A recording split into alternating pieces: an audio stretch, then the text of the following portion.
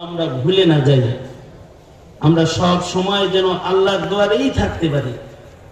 এইটাকে সহজ করার জন্য আল্লাহ তাআলা আমাদেরকে যে আহাম গুরুত্বপূর্ণ একটি ইবাদত দান করেছেন, সে ইবাদতের নাম হলো দোয়া।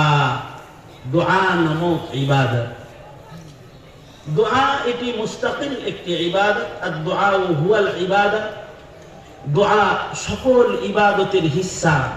এমনকি মানব জীবনের সকল কর্মকাণ্ডে কাজে দোয়ার অবস্থান রয়েছে। নবীজির প্রত্যেকটি সুন্নতের আগে পিছে আল্লাহ রাসূল দোয়ার তালিম উম্মতকে দান করেছেন, কারণ এটা আল্লাহ পাকের পছন্দ। এই পাশে কথা বলো কারা কারা, এই এই এসব বের হয়ে যায়।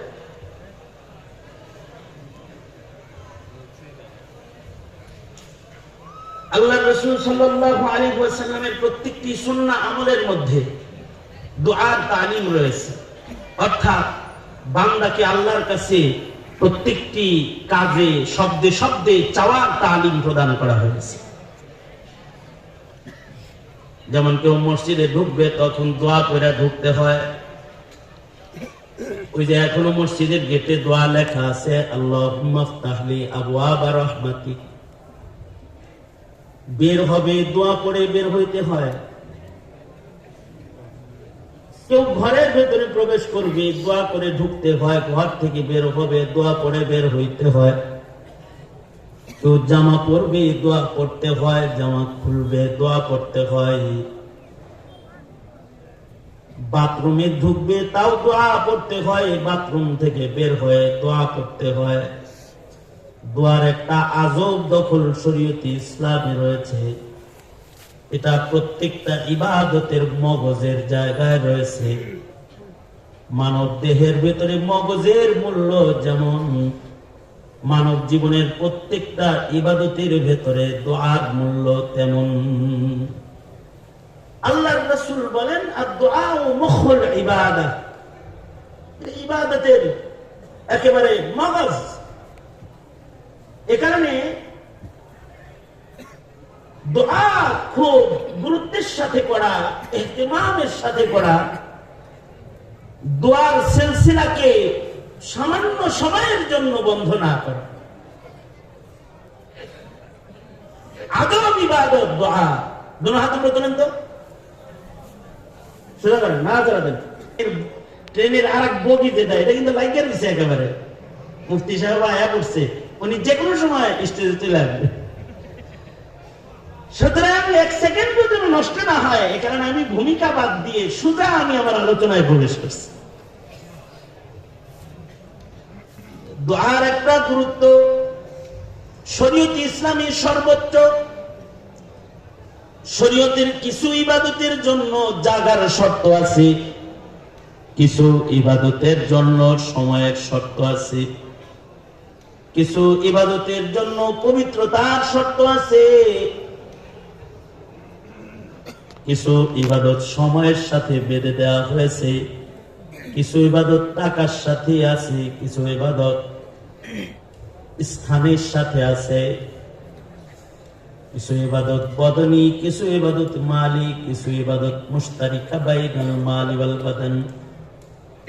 কিছু ইবাদত জায়গায় যায় না করলে হয় না। ঘরে বসে হজ্জে বাইতুল্লাহ হয় না, মাঝবান্ডারে গেলে কাবার তওয়াফ হয় না, অথবা তাবলীগ ইজতেমায় অংশগ্রহণ করলে হজ উমরা হয় না। হজ উমরার জন্য মক্কাতুল মুকাররমা পর্যন্ত পৌঁছতে হয়, ইহরাম পরে জায়গায় উপস্থিত হইতে হয়। আবার কিছু ইবাদত সময়ের সাথে আল্লাহ তাআলা খাস করেছেন।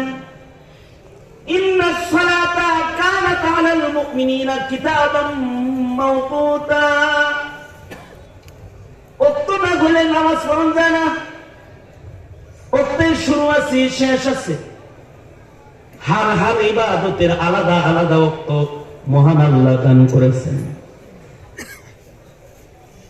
কিছু ইবাদত মাসের সাথে সম্পৃক্ত রয়েছে, রোজার মাস না আসলে শ্যাম সাধনার বরকত হাসিল করা যায় না। শ্যাম সাধনার আসল বরকত আল্লাহর কাছ থেকে যেটা বান্দা পাবে, রমাদান মাসের সাথে এর সম্পর্ক। এই মাস না আসলে সেই বরকত পাওয়া যায় না। কোরআনে কারীম কেউ পড়তে চায় তো পবিত্র হইয়া ধরতে হয়, কমাস কম নাজিস হালত না হয়, জিসম যেন নাপাক হালত না হয়, তাহারাতের হাল যেন বদনের ভেতরে বাকি রয়। এই কারণে হায়জার কোরআনে কারীমের তিলাওয়াত নাই অথবা নামাজ নাই, অথবা জানাবাতের হালতে কোরআনের তিলাওয়াত নাই, আল্লাহ তাআলা কোরআন তেলাওয়াতেরও কিছু শর্ত দিয়েছেন।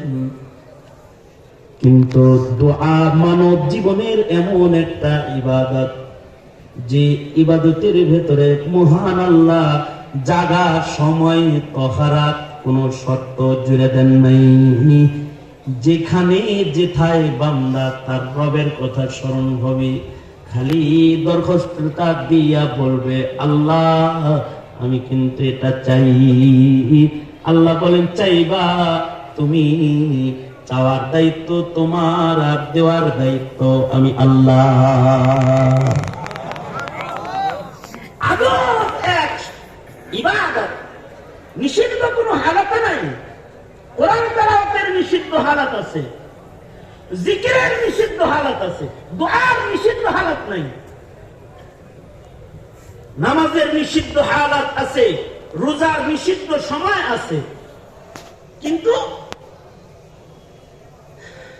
দোয়ার কোন নিষিদ্ধ হাল নাই।